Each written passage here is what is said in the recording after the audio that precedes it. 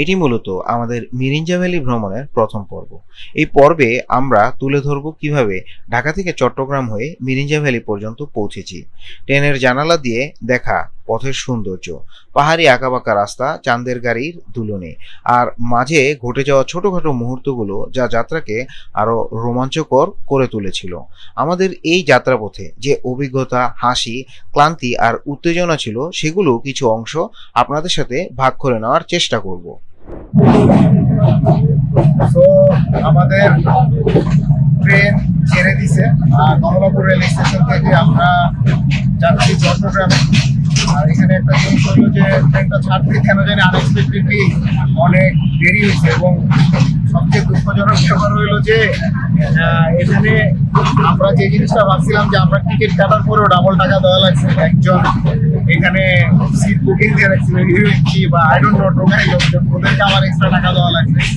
এখন I don't no, গন্তব্য পৌঁছানোর পরে আমরা আপনাদেরকে আমাদের অভিজ্ঞতাগুলো শেয়ার করবো।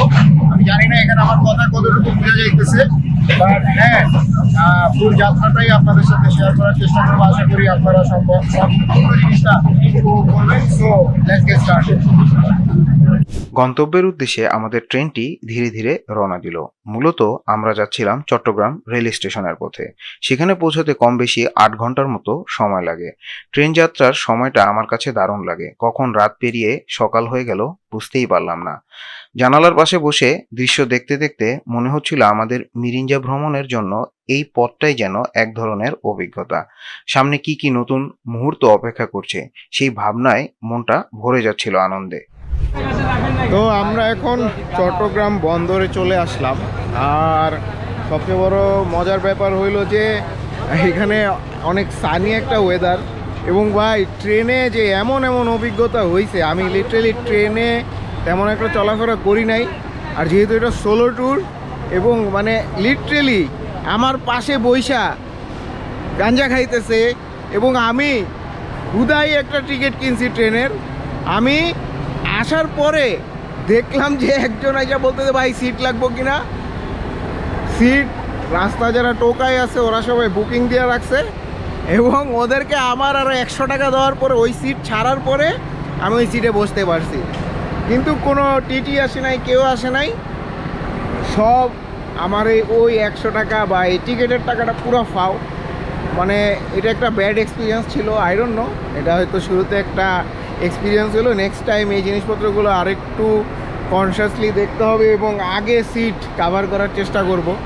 এখন আমরা মেইনলি আজকে এখানে আসার পারপাস হলো মিরিঞ্জা ভ্যালি ঘোরা। আমি 2 দিন থাকবো। শুক্রবার, আজকে বৃহস্পতিবার, শুক্রবার পর্যন্ত থাকবো। শুক্রবার রাতে দেন আবার রওনা দিব। সো হ্যাঁ, লেটস সি। আশা করি সামনের এক্সপিরিয়েন্সগুলো আপনাদের সাথে শেয়ার করা যায়, কেমন দেখা যাবে। So let's get started. So আমরা আমাদের ব্রেকফাস্ট শেষ করলাম। এখন আমরা যাব একটা টেম্পু স্ট্যান্ডে।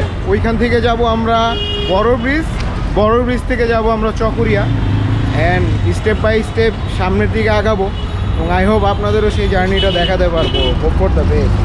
তো আমরা টেম্পু দিয়ে বড় ব্রিজে আসছি, এবং বড় ব্রিজে আসার পর একটা গাড়ি দিয়ে এখন আমরা চকরিয়া যাব। তো চকরিয়ার যাত্রাটা মোটামুটি 2 থেকে 2.5 ঘন্টার হতে পারে। অ্যান্ড একটা জিনিস যে ওয়েদারটা অনেক বেশি গরম, তো সাথে আমরা পানি রাখতেছি। অ্যান্ড লেটস সি কতক্ষণ লাগে, এবং জানি না কি বোরিং হয় না ইন্টারেস্টিং হয়। আই গেস এই ফুল ব্লগে আপনাদের সাথে সেই জিনিসটা শেয়ার করতে পারবো। হোপফুলি বেশি সময় লাগবে না, যে ডেফিনেটলি একটা রেস্ট নিতে হবে, দেন আমরা বাকি জায়গাগুলো এক্সপ্লোর করবো। So let's see how it goes. আমরা মূলত এখন চকরিয়াতে চলে আসলাম, এবং দীর্ঘ 2.5 ঘন্টা কি 2 ঘন্টা 30 মিনিটের মতো একটা টানা যাত্রা ছিল। সেখানে অপেক্ষা করার পর এখন আমরা লাঞ্চ করছি। লাঞ্চ করে এখন আবার অটো দিয়ে আরেকটা জায়গায় যাইতে হবে। ওই জায়গাটা থেকে তারপরে আমাদের আবার রিসোর্টে যাইতে হবে। আচ্ছা, ওই জায়গাটার নাম কি? চন্দ্রার মোড়। ওই জায়গাটার নাম হলো চন্দ্রার মোড়। সো হ্যাঁ, লেটস সি। চন্দ্রার মোড়ে আমরা যাই, ওইখান থেকে আমরা এসে যাব। অবশেষে আমরা মিরিঞ্জা ভ্যালির উদ্দেশ্যে রওনা দিয়ে দিয়েছি। আমরা বর্তমানে একটি চাঁদের গাড়িতে আছি। এবং প্রত্যেকের ভাড়া 80 টাকা করে পড়বে। ফার্স্টে যেহেতু আমরা দুজন ছিলাম, সেই কারণে যাতায়াতটা একটু ডিফিকাল্ট হচ্ছিল, আমাদের আরও সাথী দরকার ছিল। বাট আমরা অপর পাশ থেকেই একটা গাড়ি, চাঁদের গাড়ি পেলাম, যেখানে অন্যান্য মানুষরাও ইনক্লুডেড হয়েছে, এবং সেখান থেকে আমরা সবাই একসাথে মিরিঞ্জার উদ্দেশ্যে রওনা দিচ্ছি। এখন যিনি ড্রাইভার মামা, তিনি বললেন যে আমাদের 40 মিনিটের মতো সময় লাগবে। এই মোমেন্টটা আসলে আশেপাশের সিনারি এবং প্রাকৃতিক সৌন্দর্য আপনাদের সাথে যতটুকু পারি আমি উপভোগ করার চেষ্টা করবো, এবং আপনাদের সাথেও তুলে ধরার চেষ্টা করবো। আশা করি আপনারাও এই মুহূর্তগুলো এনজয় করবেন। সো পাহাড়ের আঁকাবাঁকা পথ ধরে আমাদের চাঁদের গাড়ি ধীরে ধীরে এগিয়ে যাচ্ছিল। চারপাশের দৃশ্য এতটাই মোহনীয় ছিল যে মনে হচ্ছিল আমি যেন কোনো কল্পনার জগতে চলে এসেছি। মুহূর্তটা ছিল অবিশ্বাস্যভাবে জীবন্ত। মনে হচ্ছিল আমি যেন কোনো এক উপন্যাসের প্রধান চরিত্র, যে এগিয়ে চলছে তার অজানা গন্তব্যের পথে, এক অদ্ভুত টানে, এক অচেনা স্বপ্নের পিছু ধরে। তো মিরিঞ্জা বাজার থেকে আমরা এখন মিরিঞ্জা ইকো রিসোর্টের দিকে রওনা দিচ্ছি। তো এখানে খুবই ছোট 30 মিনিটের একটা ট্রেকিং হবে, which is pretty much interesting. I don't no, একটা লাঠি হয়তো সাথে থাকলে ভালোই তো, বাট সমস্যা নাই, we are use to this. And I guess আমরা যে সময় আমাদের চেক ইন ছিল তার থেকে একটু লেট হয়ে গেছে। That's not a big deal. যতটুকু সময় পাই ওদেরকে এক্সপ্লোর করবো, এনজয় করবো, এবং এই যে ট্রেকিংটা করতেছি এটাও কিন্তু একটা অভিজ্ঞতার অংশ। ভাই লিটারেলি এই ব্যস্ত সময়ের ভিতরে এই ছোটোখাটো এবং পাহাড়ি এরিয়া ঘুরতে পারা অনেক বেশি ইন্টারেস্টিং। আমি যদি আমার সামনের ভিউটা দেখাই আপনাদেরকে, টোটালি মানে মনে হইতেছে মেঘ আর আকাশ সব একসাথে হয়ে গেছে। So yeah, that's pretty much amazing. হ্যাঁ, so yes, there are certain things যে আসলে ঘর থেকে বের না হইলে বোঝা যায় না। তো সামনের দিকে যাব এবং আপনাদের আরও কিছু দেখাবো। তো এখানে মজার ব্যাপারটা হলো কি, আমরা আমাদের রিসোর্ট পর্যন্ত যাইতে হলে আমাদের এই ট্রেকিং করা লাগবে। আমি একটু সামনের দিকে দেখাই কি পরিমাণ সরু এবং মানে চিকন রাস্তা আর কি, বাট ইটস কোয়াইট স্পেশাস। এর চেয়ে চিকন রাস্তা দিয়ে উঠছি, অ্যান্ড বৃষ্টি নাই দেখে একটু সেফ। বৃষ্টি হইলে বা এইসব রাস্তা এমন স্লিপারি হয়ে যায়, মানে লিটারেলি মুভ করা অনেক ডিফিকাল্ট হয়ে যায়। সো হ্যাঁ, সামনে আগাইতেছি, অ্যান্ড উপরে উঠতে কিন্তু ভালো লেভেলের স্ট্রেংথ প্রয়োজন হয়। অ্যান্ড আই বিলিভ যে ইয়াং এইজটাই কিন্তু আসলে পারফেক্ট সময় এরকম অ্যাডভেঞ্চার ফিল নেয়ার। আই ডোন্ট নো সামনে আর কি আছে। আমি সবচেয়ে পাকনামি করে আমার বিখানে 2টা ব্যাগ, হ্যাঁ, উঠতে সেই প্যারা খাইতেছি রে ভাই। ওকে, সামনে যাই, যেয়ে দেখি কতটুকু দেখাইতে পারি। ওকে, আসলে যেই জায়গায় যেতেছি ওই জায়গাটাই অনেক বেশি ইন্টারেস্টিং লাগতেছে। এই কারণে বারবার ক্যামেরা অন করে মনে হইতেছে যে একটা ভিডিও করি, একটা স্টোরিতে একটা ফুটেজ অ্যাড করি। হ্যাঁ, সো এখানে আশেপাশে মানে জায়গাটা এখন স্টার্টেড ডেভেলপিং। আমি যতটুকুই সামনে যাইতেছি নতুন নতুন রিসোর্ট তৈরি হইতেছে, উইচ ইজ একটা ভালো জিনিস। হ্যাঁ, পর্যটন এরিয়া হবে, মানুষ আসবে, বাট আমি যখন রাস্তাঘাটের দিকে তাকাই দেখি ময়লা প্যাকেট ট্যাকেট খুইয়া মানে বাজে অবস্থা, তখন আবার মনটা খারাপ হয়ে যায়। এদিক আমরা আসলে সভ্য হবো কখন? যেখানে সেখানে ময়লা ফেলে, নতুন যে কোনো জায়গায় হোক না কেন আমরা কেন জানি ওইটারে নষ্ট করে ফেলাই। একটা পর্যটন পরিবেশ সুন্দর থাকলে আসলে যে জিনিসটা হেরিটেজটা রক্ষা করা আমাদের দায়িত্ব, সেই জিনিসটা অনেকেই বুঝতে চায় না। সো হ্যাঁ, এই যে সামনে এখন আবার এই ঢালু রাস্তা দিয়ে যাবো। আর অন্য কী হবে, অর্ণব আমার রাইখা অনেক আগে চলে গেছে, দেখি ফর দ্য বেস্ট। সামনে যতই যেতেছি পরিবেশটা তত বেশি মিস্টিরিয়াস এবং অনেক বেশি মানে কি বলবো ভয়ঙ্কর সুন্দর যেটাকে বলে সেটা হয়ে যেতেছে।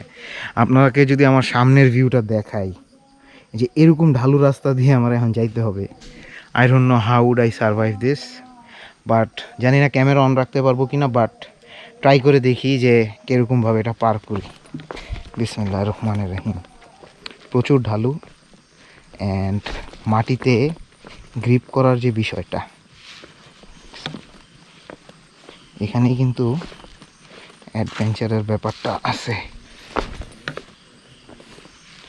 এবং এই ঢালু রাস্তা ডোন্ট নো তার কাছে কতটুক ডেঞ্জারাস আর কিছু, বাট আমার কাছে ইটস কোয়াইট রিস্কি।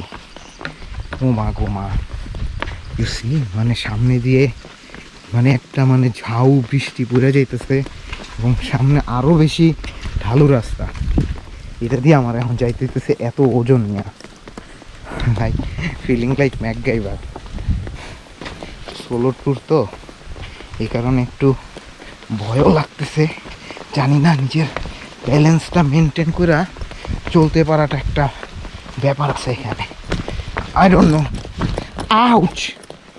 এখানে ঘাসের ইরা অংশ ছোলানি খাইলাম একটা ছোটোখাটো, তেমন সিরিয়াস কিছু না। ওফ, অবশেষে একটা প্লেন জায়গায় আসছি and this is the place আমি এতক্ষণ পার করে আসলাম। এখন দেখি সামনের দিকে আবার কি হয়। জানি না এই ভ্লগটা আসলে কতটুক হবে বা কত বড় হবে। আমি যতবারই একটা প্লেস পার করতেছি তখনই এমন অ্যামেজিং ভিউজ আসতেছে যে মনে হয় যে এই সিনারিওটা যদি না শেয়ার করি অডিয়েন্সের সাথে তাহলে এটা আমার অন্যায় হবে। সো আবার একটা বিউটিফুল সিনারিও, এখানে একটা বসার জায়গা আছে, এখানে বসলাম, কিছুক্ষণ রেস্ট নিলাম, দেন আবার যাত্রা শুরু করব। I don't know, this is a mental healing আর একটা ম্যাজেস্টিক ফিল আমি পাইতেছি। আই গেস সামনে আরও কিছু পাবো যেগুলো আপনাদের সাথে শেয়ার করতে পারবো। আমরা আমাদের রিসোর্টে চলে এসেছি and the thing is this is the view from our resort. আর আমাদের ওয়েলকাম করার জন্য একটা ডগি আছে। তো হ্যাঁ,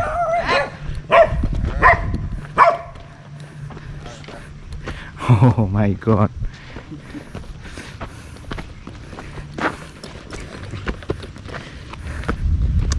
oh my god.